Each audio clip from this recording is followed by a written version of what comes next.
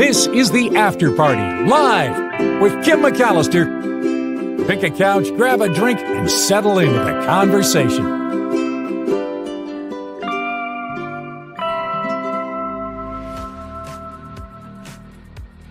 Everybody, it is the After Party live on a Trivia Thursday. Hello to you. Thanks for coming over from the Mark Thompson Show to the After Party live. If that is the way you made your way here, which I think most of us did. If you've just stumbled upon us, excellent. Please click like and subscribe. Love to have you aboard for Trivia Thursday. Usually I'll do some stories first and then we'll get into trivia. And I'll try not to go too long with the stories because I know people are waiting for trivia, but I did see this story, everyone. Hello there, Rev P. Nice to see you, and be aware. Thanks for the great comments, both of you, on the Mark Thompson Show today. And the first story that I have for you is wild. It's about this guy who taught an octopus how to play the piano. No joke. I saw this, Nullifidian. Thank you. $10 to the After Party Live. Sorely needed and so appreciated. Nullifidian writes, I love musical animals. Thank you for the contribution. And boy, do I have the story for you. Here is the picture of this octopus that supposedly learned how to play the piano. Yeah, look at that. And a little underwater piano. This man from Sweden, he's a musician, and he says he spent 6 months working to do the worst and coolest thing he's ever done. He said, teach an octopus how to play the piano. This guy's a YouTuber, and he posted a video to YouTube detailing how he taught this octopus named Takoyaki to play the piano. He bought Takoyaki, he calls him Taco for short, from a fishery in Portugal, for sure, Portuguese fishery, and learned the animal's trust, and then enticed this animal to play the keyboard that he designed with levers for an octopus to pull with its tentacles. You can see the levers sticking up there. He says Taco started to plateau, only playing 1 or 2 notes at a time, using bubbles to interest him with the instrument. But a breakthrough came in August when he installed a crab elevator in the tank. The device would lower a crab, which is Taco's favorite treat, a small amount in a tube for every note that the octopus played. He started to accompany the octopus on the guitar and was even able, he says, to teach this octopus to play Baby Shark. He said it was off tempo, but still. He said, I can't believe I can sit here and play music with an octopus. So I have video. I'll take away the picture and I don't know if we can play the whole thing, but here he is coming home with Taco from the fishery. Take a listen. Each of their 8 arms has its own little brain, letting them think and move independently. It's like 8 pianists in one body, and that's way too much potential to be thrown in a fryer. Yeah! You don't know it yet, but you're going to be the greatest pianist the sea has ever known. I wanted to make sure he doesn't do anything weird in the aquarium these first days, like hang himself, because now he's not only in captivity, he's in captivity with a YouTuber. Takoyaki got his new home, but before I can teach him piano, he needs to start to trust me. But how? I think I have an idea. Taco, it's time to eat. You want it? First day, he didn't even want to take the food. I don't think he trusts me enough. The news was, it made him enjoy playing the piano more. Probably because every note now turned on his giant octopus vibrator. Taco was satisfied, and I was happy Taco started liking piano, even if it was for unconventional reasons. But this wasn't music, it was just random notes once in a while. So I started looking into more proven methods for teaching animals piano. Take a look at this chicken, now this cat, and now this human.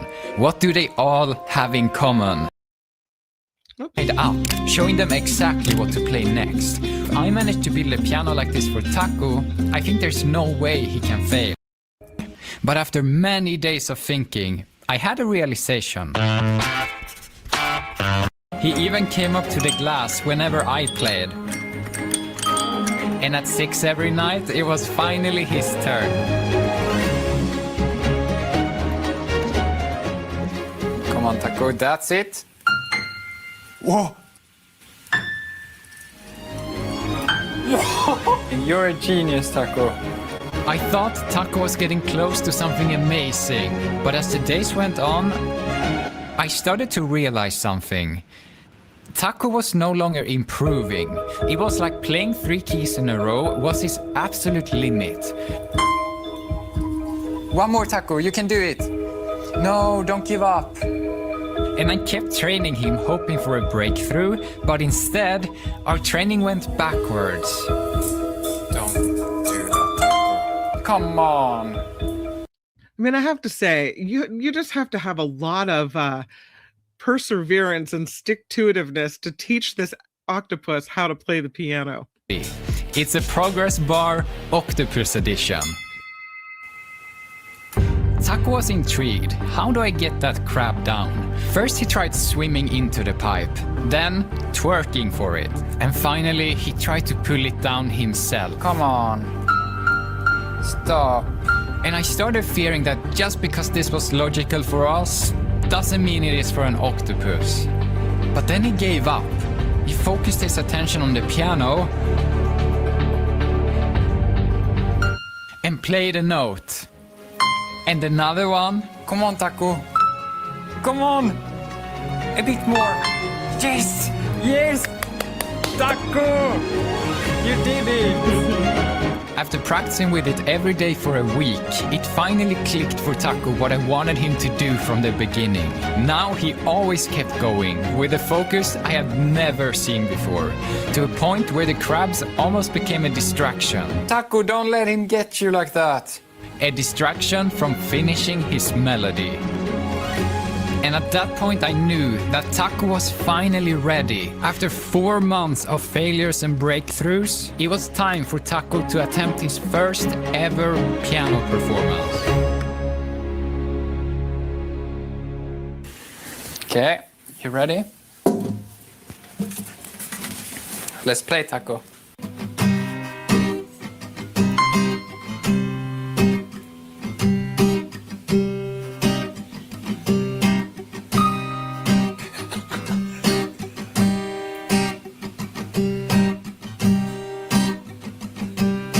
More.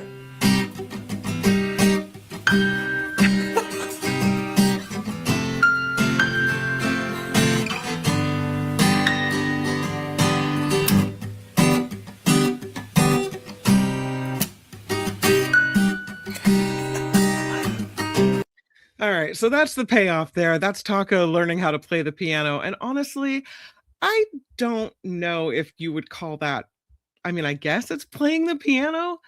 I don't know. It seems rather, pushing a few notes. Yeah, okay. So it's interesting. Taco plays the piano. I have another story that I found was fascinating about animals. This one is about orcas and dolphins working together when they are hunting. The dolphins used as scouts in this cooperative strategy to hunt for salmon alongside orcas. They have been spotted, orcas and dolphins, working as a team off the coast of British Columbia. There's a new study published today in the journal Scientific Reports showing interactions between orcas and Pacific white-sided dolphins, that these are not just chance encounters while they're foraging for food. We now have extensive documentation, including drone video footage, acoustic recordings, and underwater footage as well, The scientists working with the University of British Columbia, the Leibniz Institute, and the Hakai Institute to find that these animals work as a team. The whales, they say, are top salmon hunting specialists, highly specialized, highly skilled predators, and to see them following dolphins as though the dolphins were leaders might be counterintuitive, but also really exciting. The dolphins have been spotted close to the orcas that subsist almost entirely on the Chinook salmon. The dolphins, according to the researchers, lack the ability to hunt salmon because they're too big for them. And so they normally rely on herring. But video footage shows the dolphins acting as scouts, cutting through the waters of the Pacific in pursuit of the salmon, which can be about 3 feet in length, with the orcas following closely behind. And when the whales catch the salmon, they break them apart at the surface to share with other orcas, and then the dolphins scavenge the leftovers. So, the whales, they say, which are usually pretty protective of their freshly hunted prey, seem unbothered by the dolphins scavenging the intrusion there at the end of this process. And so the scientists theorize that the dolphins may be just getting protection from the whales. These orcas don't prey on dolphins, but they're a different type of orca which do prey on the dolphins, and they share the same waters. So, and there's another theory that the dolphins get benefits by bow riding near the orcas, reducing drag on the orcas. They also thought maybe the dolphins are just stealing. So who knows? What we do know is somehow it seems like these animals are cooperating. So I have video of this too, and I won't go as long-winded with it as I did with the video of the octopus playing piano, but take a look at these orcas as they work together with the dolphins. And you go. You can see them. There's the dolphins. There's the underwater footage.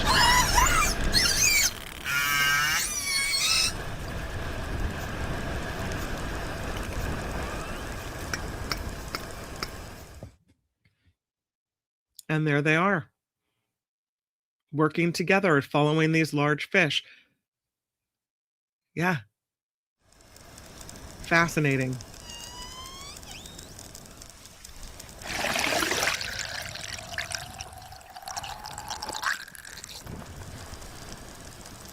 Makes you wonder if they somehow have learned to communicate with each other.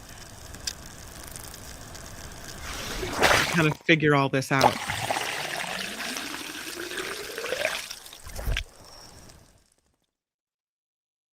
So that's the footage of that. But I thought that was really interesting. Kind of a more sad story. And I didn't realize that this was a problem, but there's a real issue with sea urchins. Speaking of animals, this particular species is on the brink of an extinction after a marine pandemic, bringing these sea urchins into a pretty precarious situation. There's a new study showing that some of the populations of these urchins have completely disappeared. It's a Diadema africanum urchin. They live in the Canary Islands area, and they have almost entirely been killed by this disease. We don't know exactly what the disease is, but there's been a 99.7% population decrease and a 90% decrease off the islands of the Madeira chain. The same time in 2021, mass deaths have been detected of this species from the Red Sea, Mediterranean, Caribbean, and Western Indian Ocean. Researchers at the University of La Laguna, who authored the study, said what we've seen since 2021 is very concerning. There's a disappearance of several species of urchins in a really short time. These sea urchins, so cool. They breathe through their feet, and they use the spikes as a defense against predators, but they also are used as a refuge for smaller marine creatures. They're called ecosystem engineers. And it's a sad situation to see them go. The scientists aren't sure what caused this pandemic taking out the urchins. They think, though, that humans were probably involved in the distribution of the disease, possibly with shipping, changes to currents, abnormal wave activity. So they went to the Canary Islands to study these urchins, and they say the concerning part is they're not sure how this pandemic will evolve because it's still going on. So far, they say it seems not to have spread to urchin populations in the Southeast Asia or Australia, but they say they can't rule out the possibility that it will spread further. And here's a live, healthy urchin, and here is one of the die-offs where you see them washed up to shore. A sad situation there. I have a Star Wars story for you. Check it out. This is a painting that introduced Star Wars to the world. 50 years ago is when we first saw this Star Wars painting, this art. It's an acrylic airbrush painting by artist and movie poster designer Tom Young, with a J, J-U-N-G, Jung or Young, first appeared in newspaper advertisements for Star Wars in May of 1977, 2 weeks before the movie opened. It was on billboards, it was in magazine ads, it was in theater programs, it was all over the place. The producer of Star Wars, his name is Gary Kurtz, kept the original painting of this and hung it in his office before he passed it down to his daughter. So the Kurtz family put the work up for sale in Dallas, and the bidding started at $1 million. The sale set records for the highest selling piece of memorabilia for the film franchise for any movie poster artwork. The buyer keeping the identity private, but we know that this painting sold at auction for $3.9 million. $3.9 million for the original artwork movie poster painting. They say, listen, it makes sense. The painting isn't just film memorabilia, but it's also a cultural artifact, part of American history. There's an emotional connection that people have with Star Wars that could also explain the high sales price. So, kind of cool. One of the things they say about this painting is you can see one side, you've got Luke Skywalker holding up a lightsaber behind Princess Leia, Darth Vader in the background, a team of X-Wing fighters launching an attack, Han Solo and Skywalker getting medals. But in the lower right-hand corner, R2-D2 and C-3PO were apparently added at the last minute to this painting. Those droids are absent from the early reproductions of the painting, and then they later appeared when the movie poster and the billboard were produced. They don't know the exact date when that happened. They think it was around June of 1977. So anyway, our first glimpse of the galaxy far, far away sells at auction for $3.9 million. All right. I have more stories, but I have a feeling you guys are looking for trivia. Should we do some? John Watson says, my niece, who wasn't even born when the original Star Wars film came out, is a fanatic. It kind of stands the test of time. Nullifidian says, that's cheap at that price. Star Wars jammies for Christmas. Love it. Mama said I had a sleeping bag with that image on it. That's cool. I had that poster, says Rev P. I feel old, says that's J Lola. Oh man. Yeah, 50 years. Can you believe that? That's wild. All right, what do you think? Let's do some trivia. Woohoo! I have some good trivia today. This is Trivia Thursday, after party style. Got to go to the chat, get myself set up. You guys ready with your fingers? Let's do it. This is after party trivia. The first question of the day is kind of a wacky one. I have some wacky trivia today and also some smart trivia. It we'll you know, we'll do it all for a little bit for everybody. If you break a strand of spaghetti, before you cook it, if you break it in half by bending it, you try to break it in half, how many pieces will you almost always get? If you break a spaghetti strand exactly in half by bending it, how many pieces will you almost always get? Nullifidian says 3. Mama says 3. Wes is warm says 3. Rev P says 3. You guys are all correct. You will almost always get 3. You will very rarely get 2. 3 or more is the answer.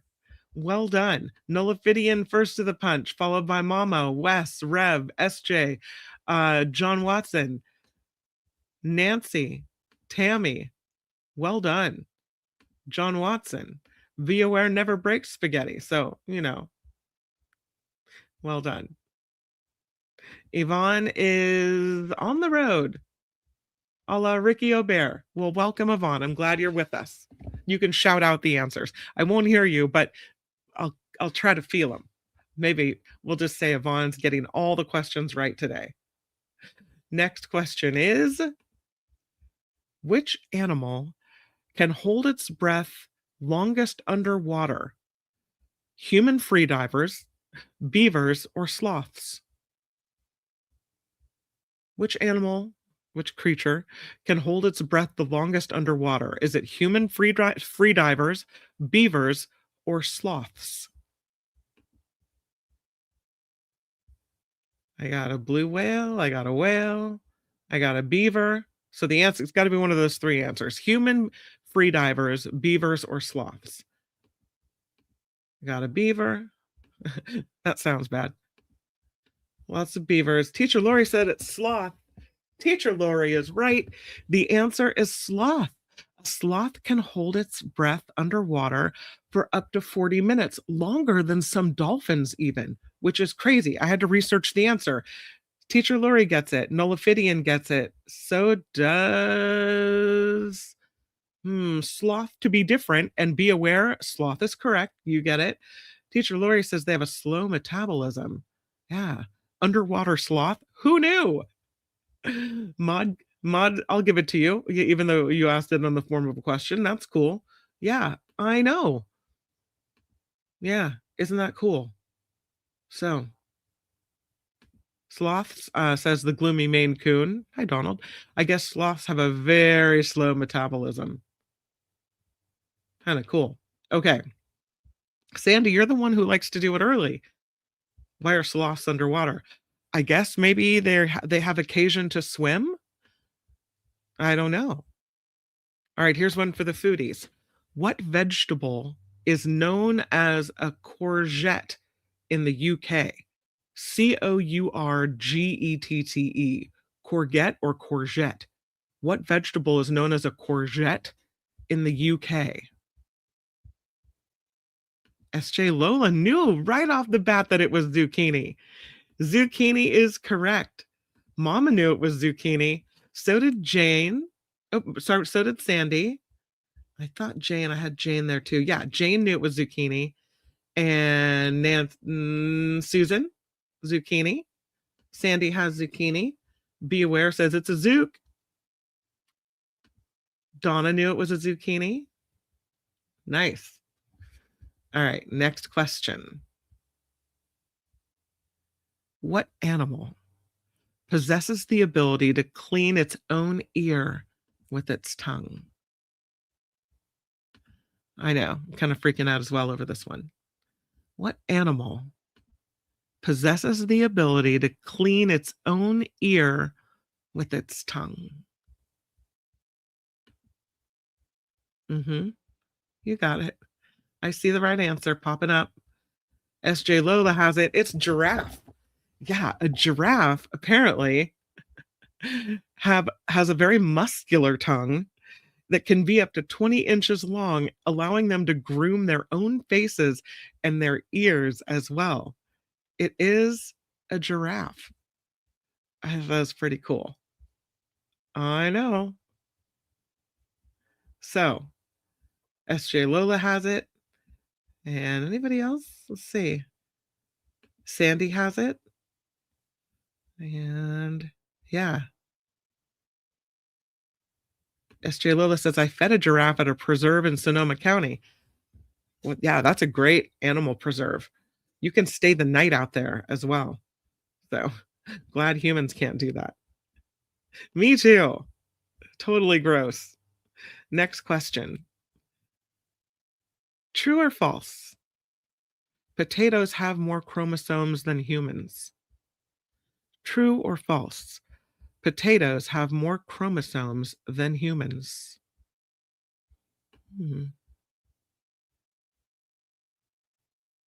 Nullifidian says it's true. Lots of trues.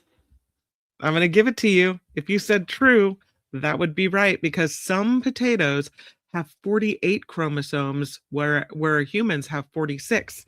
So true is the answer. Nullifidian first with it. Be aware, John Watson, S.J. Lola, Gordon, Jane, Teacher, Rev, Sandy, Tammy. All true. Gordon has it. Yep, be aware. Gordon, nice. All right, next question. And here it is.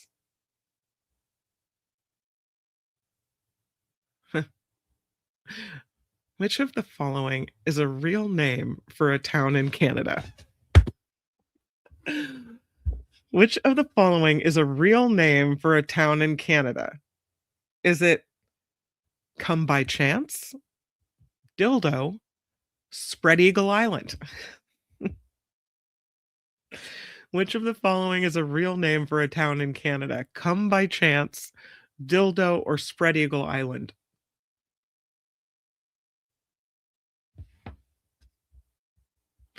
Let's see if what you guys are saying.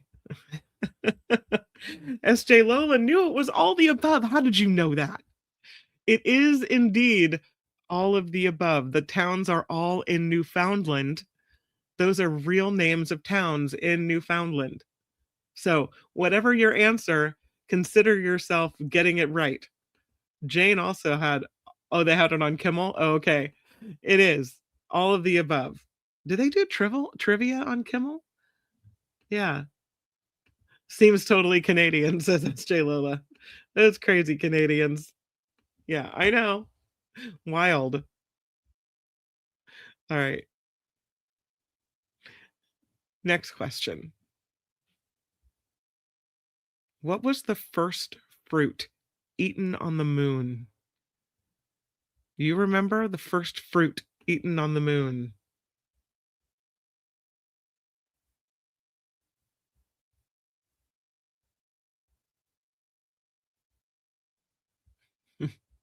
So if you're from the town of Dildo, are you a Dildoian? I don't know. Lots of bananas. I got an apple. I got an orange. I got a tangerine. Tangerine, orange, banana, raisin. That would have been a good answer. The correct answer is peach, a prepackaged peach as part of a meal, which also included bacon cubes, sugar cookies, and pineapple grapefruit juice. But the first fruit eaten on the moon was a peach. How many countries? And every time I do one of these questions, someone always comes up with a different one that I hadn't even thought of yet. I think the answer is wrong because I can think of more than just these. The question is, how many countries are named after women? I think we had a similar question to this before. How many countries are named after women?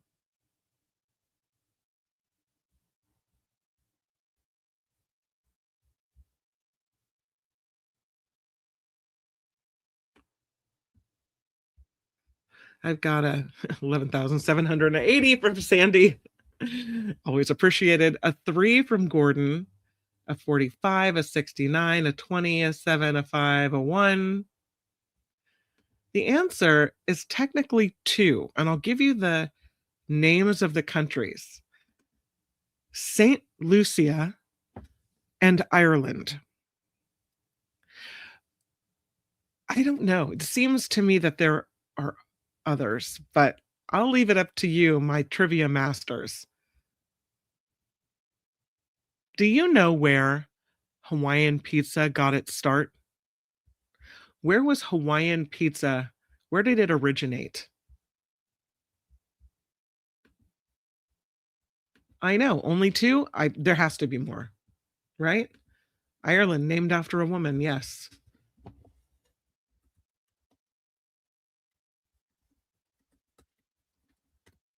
I'll give you a little more information about that. Yes. In Irish mythology, Eriu, daughter of Delbeth and Ernmus, is the eponymous matron goddess of Ireland. So it's technically named after her because she represented the goddess of Ireland, Eriu, or Ireland. That's the answer to that. All right, so where does Hawaiian pizza originate? I got a California, not in Italy, that's for sure. Canada is correct. It originates in Canada, Ontario, Canada, to be exact. Isn't that crazy? Yeah. I got a Los Angeles. Mama knew it was Canada. Nancy knew Canada. Pineapple pizza is the sin. I really like pineapple pizza. I know, I really do. I don't like the bacon. I get pineapple and olives on my pizza. Don't judge. Don't judge. Yeah. To hype Canadian bacon, Tammy says. That's why. Canada is where it originated. Okay. Here's some more challenging questions. The word otiose, does it mean disgusting, having large ears, serving no purpose, or unmarried? What is the meaning of the adjective otiose, O-T-I-O-S-E? Does it mean disgusting, having large ears, serving no purpose, or unmarried?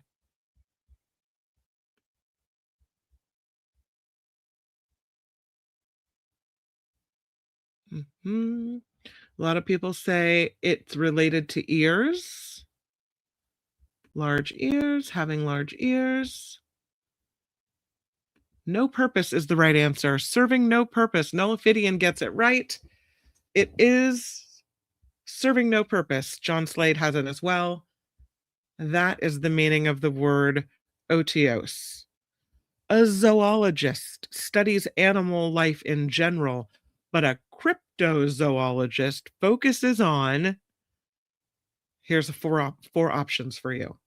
Animals that have been extinct for at least 1 million years, animals whose behavior is exceptionally puzzling, animals that inhabit graveyards, or animals whose existence has not been scientifically verified.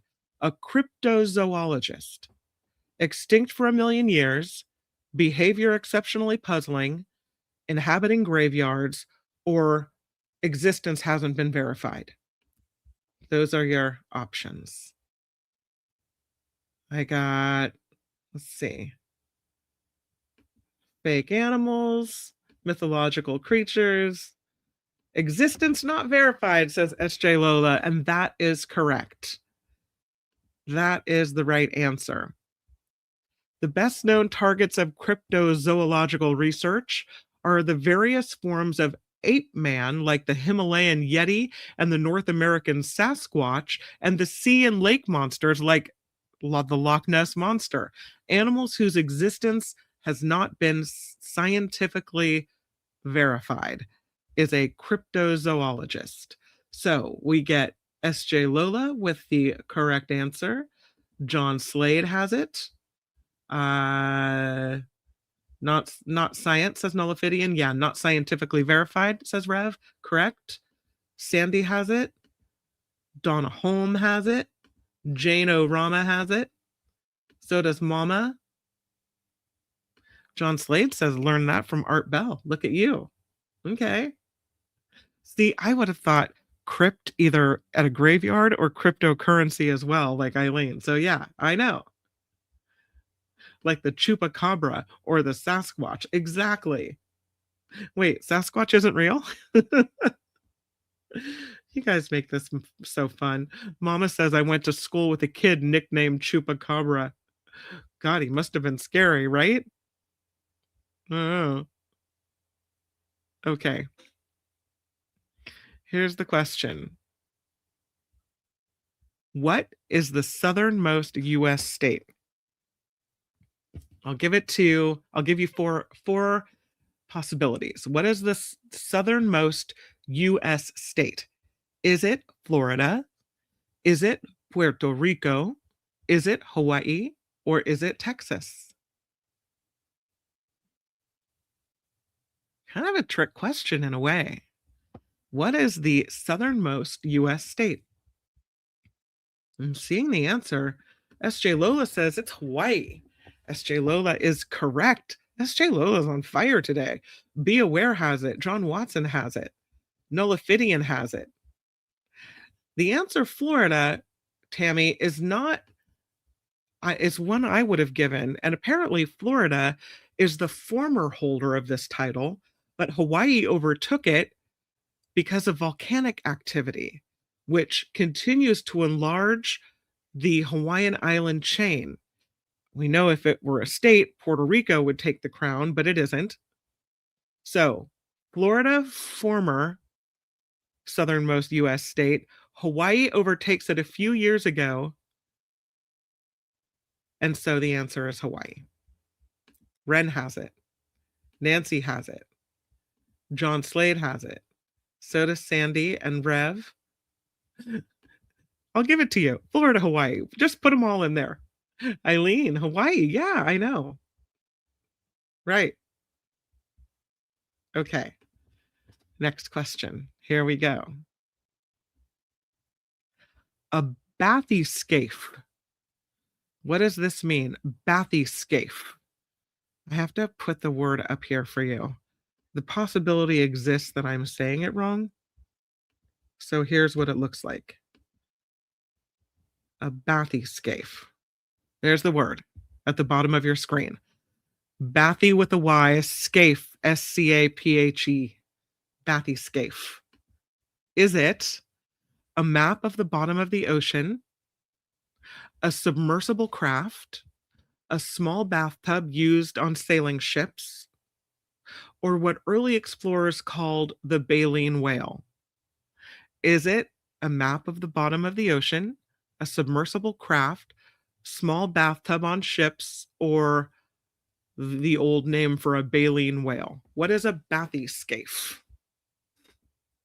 Go into the chat. It is an underwater vessel, says Jano. Is that the first answer? A submarine, says Nullifidian. Yes, Nullifidian gets it.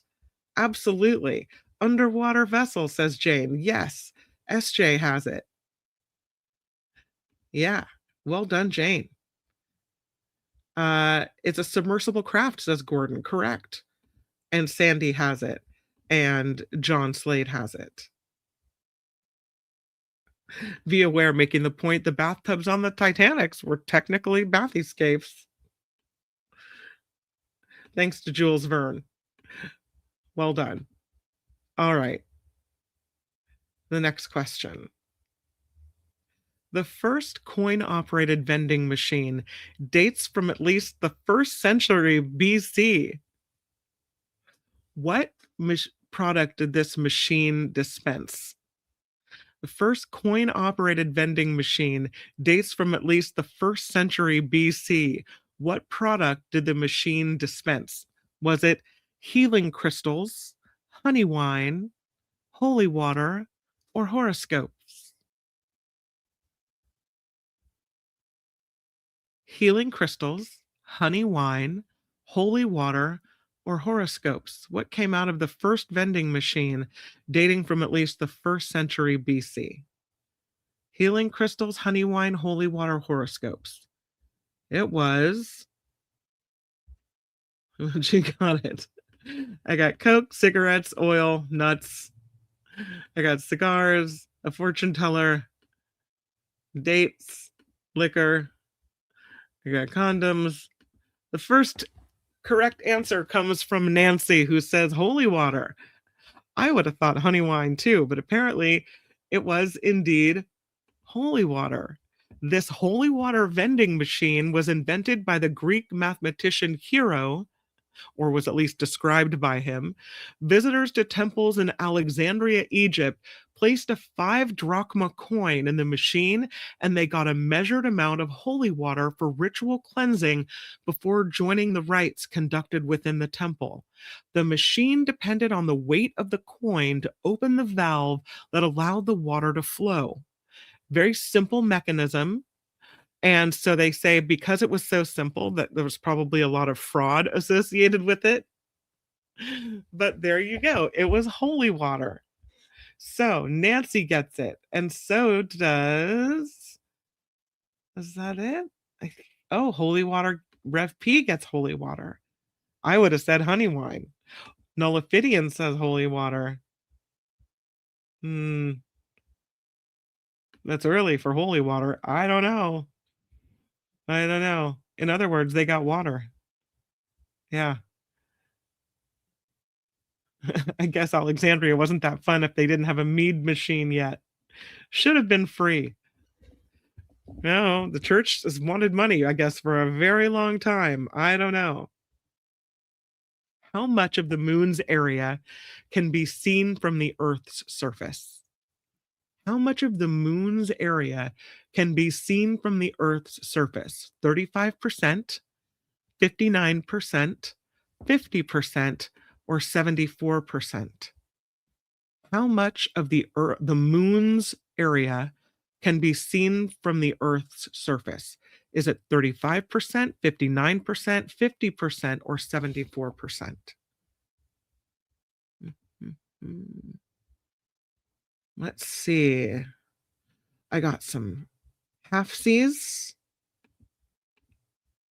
I got a 1/3. Kind of, yeah. 59% is the answer. Be aware has it. Teacher Lori, she's close. 59%. Be aware, yes. Nullifidian has it.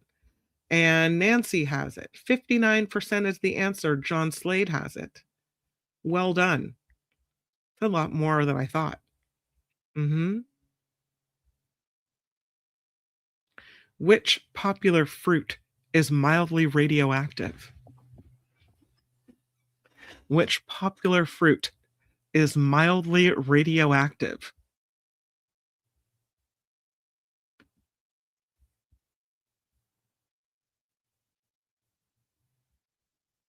Which popular fruit is mildly radioactive? You guys knew. Nullifidian says that's a banana. Yes, indeed. Wes is warm. So happy you're warm. Finally, says banana. That's correct. Rev P has it. Gordon has it. Cameo with the radon berry, which is actually a really funny answer. But it is the banana. Yeah, mildly radioactive. There's an animal called a hyrax, or hyrax rather, Hyrax. Hyraxes are small furry mammals of Africa and South Asia. Their diet consists of plants and fruit. The nearest relatives of the hyrax among other mammals would be the bear, giraffe, elephant, lions, and tigers? Is the closest relative of a hyrax a bear, a giraffe, elephant, or a lion or tiger? Hyraxes, they're small, furry mammals of Africa and South Asia that eat plants and fruit. Closest relative, bear, giraffe, elephant, lions, and tigers. Closest relative to a hyrax would be a... See who gets it first. Elephant is correct. John Watson knew it was elephant. Yeah, elephant, says be aware. True. Nullifidian has it as well. So does Donna Holm.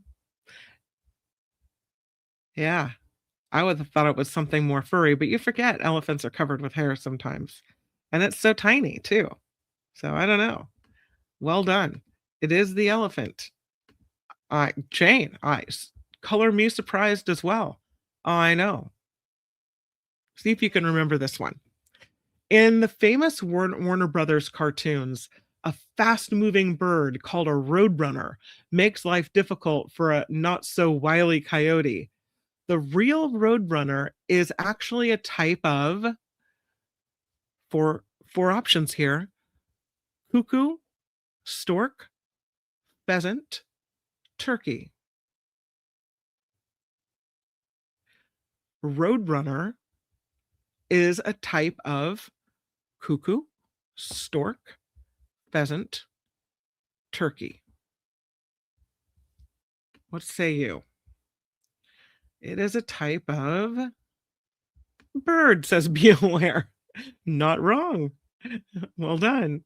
But John Watson has it. It's a type of cuckoo. Cuckoo.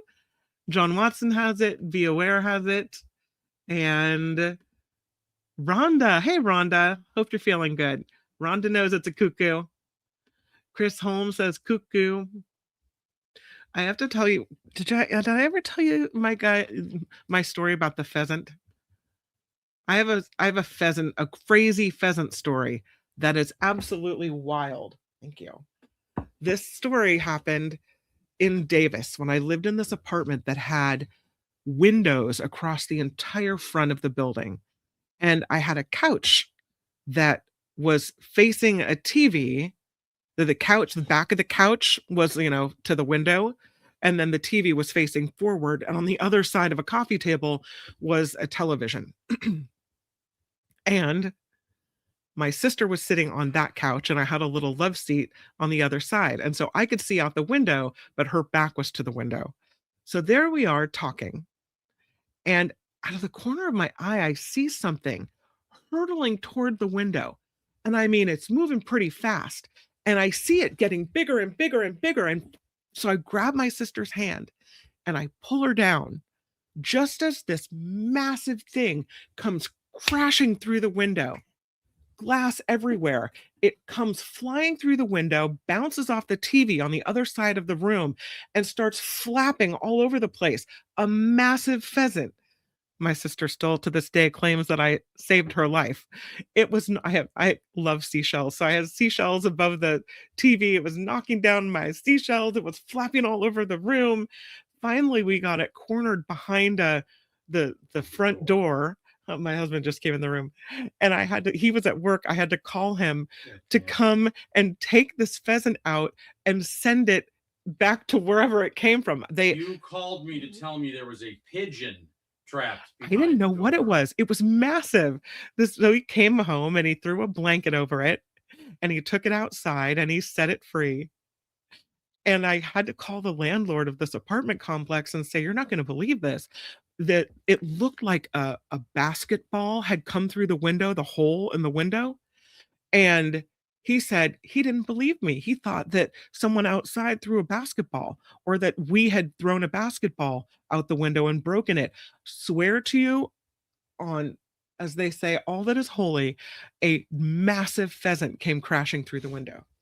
My apologies. I digress from Trivia Thursday. I'll ask you a couple more questions. True or false? A jiffy is an actual unit of time? True or false? A jiffy is an actual unit of time. A sign from above says be aware. David to the rescue, says SJ Lola. It's true. I didn't touch a bird. It was huge and it had a huge beak. If it had hit my sister, it probably would have impaled her with its giant beak. The answer is true. True, says Nullifidian and be aware and SJ Lola. A jiffy is indeed a unit of time. It's approximately 1/50th of a second. 1/50th of a second is a jiffy. So well done. Sandy knew. Nancy says, sure, true. Excellent. Gordon says true. Rev P says true. So does Tammy. I didn't get very many falses. A true, says JT. A true, says Donna. That's correct. It's also a unit of peanut butter measurement. I get what you're doing there. That is very short, a 50th of a second. Be with you in a jiffy. That's right. Should we keep going with trivia? Or you want to get some more stories in? I don't know. Maybe just a couple more questions. How about that? All right. In 1856, because we all remember way back in the olden days, there was an English chemist. His name was William Perkin. And he was trying to improve the treatment of malaria. So he decided he would produce artificial quinine in his home lab. The effort failed, but Perkin succeeded in creating a different product instead. What did he create? Was it the first commercial bug repellent, the first synthetic dye, the first food preservative, or the first transparent plastic? William Perkin, English chemist, 1856, tries to help the treatment of malaria, instead creates something else. Was it the first commercial bug repellent, the first synthetic dye, the first food preservative, or the first transparent plastic? Bug repellent, synthetic dye, food preservative, transparent plastic. He created the... What do we have? I have a lot of bug repellents, but he created the first... I don't see it. Does anybody have it? No, it was the first synthetic dye is what he created. Yeah, the first synthetic dye. I don't see anybody with that answer. It's all right, because I wouldn't have known it either. So, that's life. Okay, don't Google this one. How many spikes are on the Statue of Liberty's crown? How many spikes are on the Statue of Liberty's crown? This is a true trivia question. How many spikes are on the Statue of Liberty's crown? Don't look it up. Don't look it up. Throw out an answer. See if you get it right. I got a 10, I got a 5, I got a 13, I got an 8. Lots of 13s, a 12. Gordon says 7. Gordon is correct. 7 represent the 7 continents and seas of the world. 7 for the 7 continents and the seas of the world. There are 7 spikes on the Statue of Liberty's crown. So, Gordon has it. John Watson has it. Well done. Gordon's surprised that he got it. Wow. Yay, Gordon, says Jane. A little support. Well done. I love that question, but you'll never forget it now, right? Yeah. All right. This is crazy. See, for my cat lovers and the crew. What was the name, if you know the oldest, if you just know how old they were, that's fine. What was the name of the oldest cat to ever live and how old were they? So how long did the oldest cat live? How many years? I don't expect you to know the name of the cat.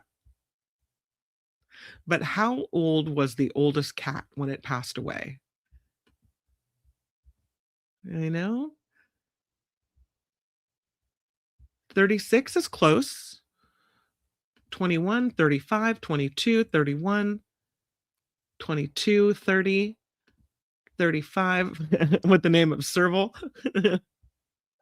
40 says JT. 27 says John Watson. The answer is 38. The cat's name was Cream Puff. Cream Puff was 38 years old when she passed. That is crazy. All right, we'll end with a little presidential trivia.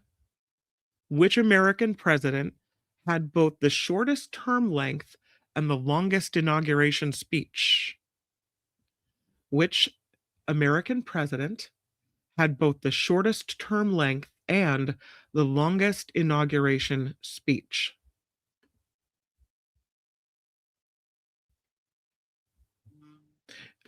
Garfield was a good answer. Have you seen this new series about Garfield? Really interesting. The answer is Harrison. Yes, that is correct. William Henry Harrison. His term lasted 30 days, but his inauguration speech was 105 minutes long, more than 8,000 words long. They think he caught the death of cold out there speaking with this long speech. Harrison is correct. Jennifer L. gets it. Well done. Jim has it. Be Aware has it. So does Nullifidian. Harrison, yep, John Watson. And Gordon has Harrison. If you have a chance to watch this new show on Garfield, it's really interesting.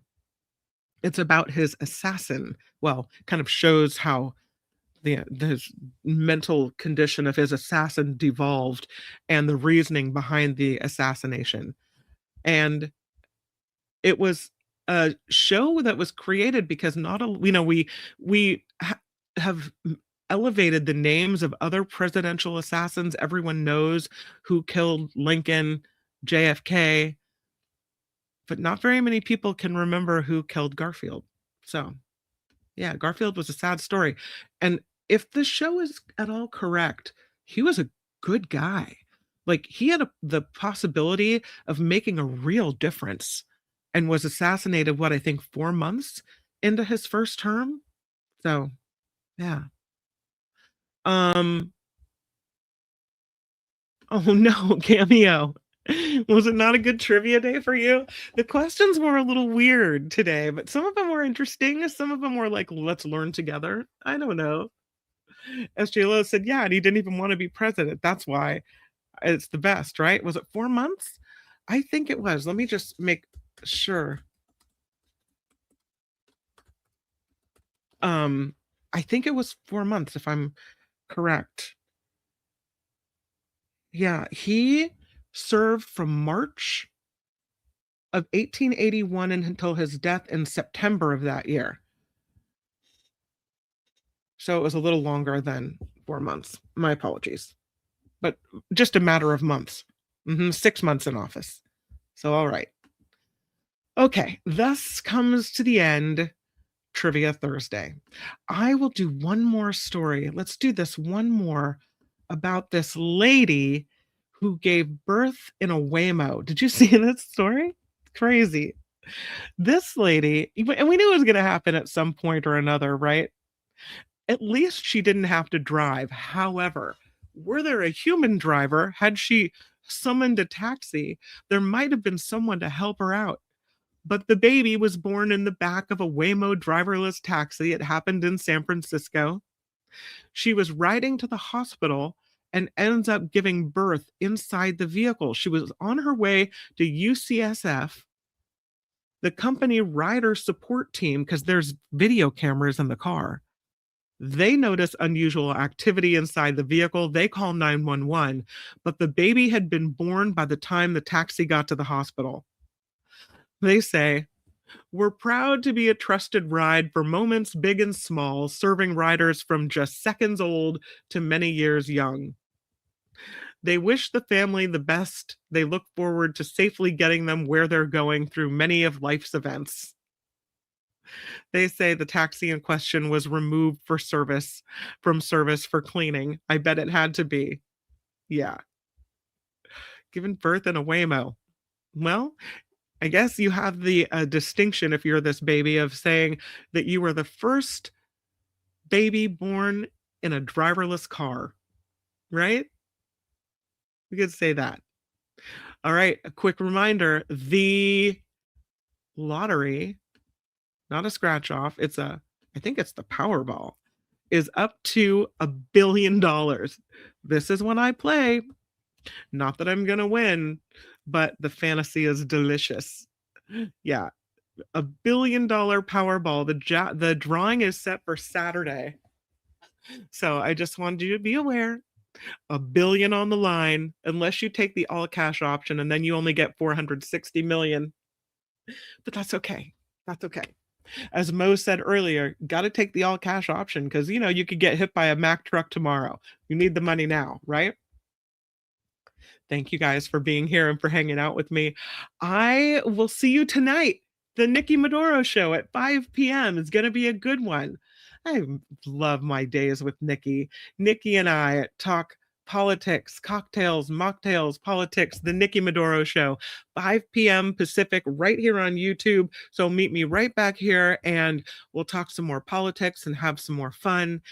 I will meet you back here at 5 p.m. Pacific. I can't. Oh, Luis throwing in 5. Get yourself some Powerball tickets. I will, Luis. I will absolutely do it. Thank you so much. I appreciate it. Wes is warm says, if I win, I will fly everyone in the chat room to Hawaii for a live after party.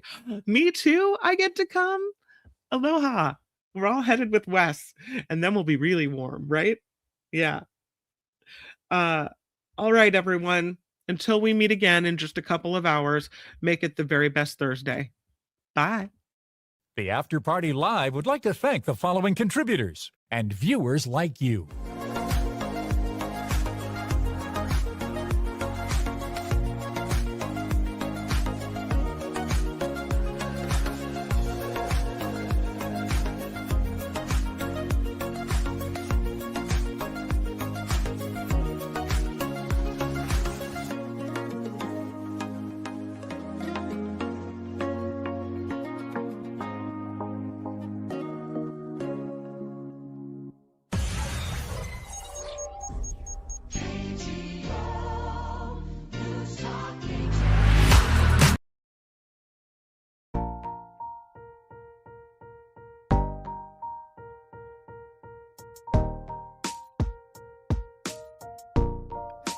Sorry for the wrong music. Nolafidian, thank you again for the 10. Luis, thank you for the 5.